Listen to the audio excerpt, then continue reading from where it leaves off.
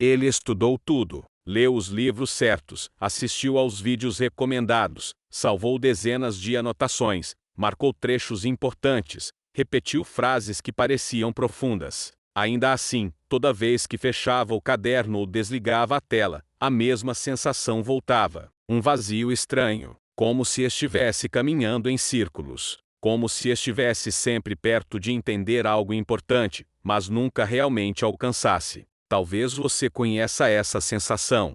Aquela em que você faz tudo o que dizem que funciona, mas por algum motivo, nada muda de verdade. O esforço existe, a disciplina também, mas a clareza parece sempre escapar. E então surge a pergunta silenciosa, quase vergonhosa de admitir: o que é de errado comigo? Ele não era preguiçoso. Pelo contrário, sempre foi curioso, dedicado, alguém que gostava de aprender. Desde cedo, acreditou que o conhecimento era a resposta para tudo.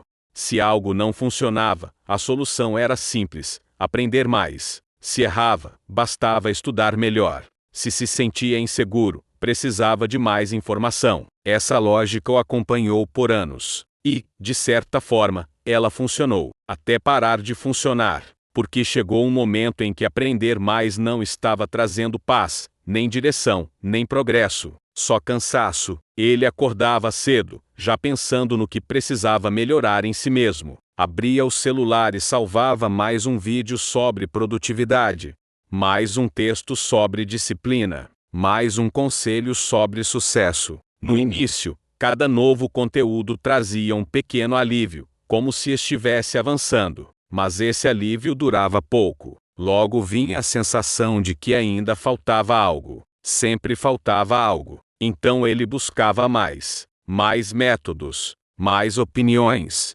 mais vozes dizendo o que fazer. E, sem perceber, começou a se afogar em conhecimento que nunca virava ação real. As pessoas ao redor diziam que ele era esforçado, inteligente, cheio de potencial. Mas por dentro, ele se sentia atrasado. Observava outros avançando, tomando decisões, errando e seguindo em frente, enquanto ele permanecia preso no preparo eterno, sempre se dizendo: só mais um livro, só mais um curso, só mais um ajuste. A verdade é que estudar virou um esconderijo confortável. Enquanto aprendia, não precisava arriscar. Enquanto consumia conteúdo, não precisava confrontar o medo de tentar e falhar de verdade. Havia noites em que ele fechava os olhos e sentia um peso no peito. Não era falta de conhecimento, era excesso. Excesso de caminhos possíveis, excesso de expectativas, excesso de comparações. Cada ideia nova entrava em conflito com a anterior.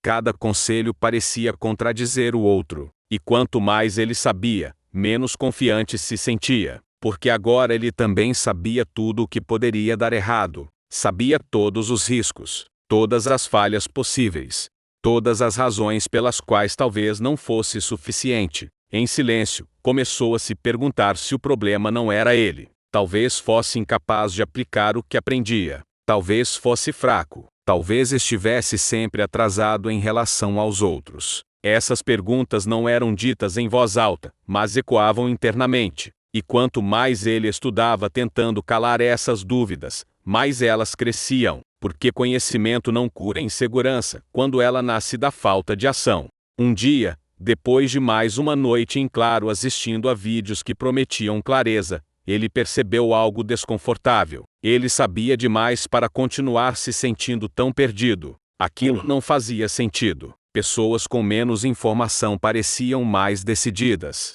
menos preparadas, mas mais em movimento. E isso o incomodou profundamente. Pela primeira vez, ele considerou que talvez o problema não fosse a ausência de respostas. Talvez fosse a forma como ele estava usando o aprendizado. Ele começou a lembrar de quando era mais novo, quando aprendia fazendo, errando, tentando de novo. Naquela época, ele não esperava estar pronto, não esperava entender tudo, apenas começava. Em algum ponto do caminho, aprender virou uma forma de adiar a vida, uma maneira elegante de não se expor, porque enquanto se está aprendendo, ainda não se pode ser julgado pelo resultado. A grande virada não aconteceu de forma dramática. Não houve frase mágica, nem mentor misterioso, nem revelação instantânea. Foi apenas um pensamento simples, quase incômodo. E se eu já soube o suficiente por muito tempo? E se o que falta não é mais conhecimento, mas coragem para usar o que já sei de forma imperfeita? Esse pensamento não trouxe alívio imediato. Pelo contrário, trouxe medo, porque agora não havia mais desculpa. Ele percebeu que estava tentando se sentir pronto antes de agir, quando, na verdade, a prontidão só vem depois da ação. Estava esperando confiança para começar, quando a confiança nasce exatamente do ato de começar sem ela. Estava buscando clareza absoluta, quando a clareza só aparece em movimento. E, acima de tudo, estava confundindo aprendizado com progresso. A partir desse momento, algo mudou lentamente. Ele não parou de aprender, mas mudou a intenção.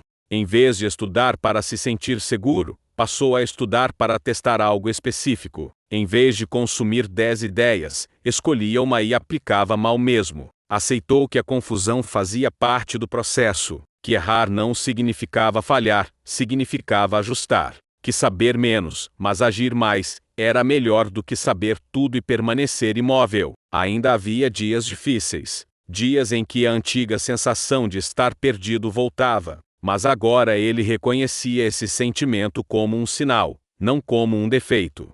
Um sinal de que estava no limite do que já sabia, e precisava atravessar para o próximo nível, não estudando mais, mas vivendo mais, executando, tentando, se expondo ao erro real. Com o tempo, ele percebeu algo curioso. Quanto menos ele tentava absorver tudo, mais as coisas começavam a fazer sentido. As ideias deixaram de ser abstratas porque estavam sendo testadas na prática. O aprendizado ganhou contexto, o conhecimento ganhou corpo. E aquela sensação constante de estar atrasado começou a desaparecer, não porque ele finalmente soube tudo, mas porque parou de exigir perfeição antes de agir. Ele entendeu que estar perdido não era sinal de ignorância, mas de transição, um estágio inevitável entre quem você foi e quem você está se tornando, e que muitas pessoas ficam presas nesse estágio não porque não sabem o suficiente, mas porque têm medo de atravessá-lo sem garantias.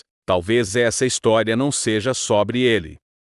Talvez seja sobre você. Talvez você também esteja estudando, se preparando, consumindo conteúdo, esperando o momento certo. Talvez você também sinta que sabe mais do que aplica. E talvez, no fundo, você já saiba qual é o próximo passo, mas esteja esperando sentir segurança antes de dá-lo. A verdade é desconfortável, mas libertadora. A segurança vem depois, não antes. Se essa história fez sentido para você, deixe um comentário dizendo em que área da sua vida você sente que sabe muito, mas age pouco. Se inscreva no canal para mais histórias que não prometem atalhos, mas clareza. E se esse vídeo te fez refletir, deixe o like. Às vezes, a única coisa que nos separa do próximo nível não é falta de conhecimento, é a coragem de usar o que já temos.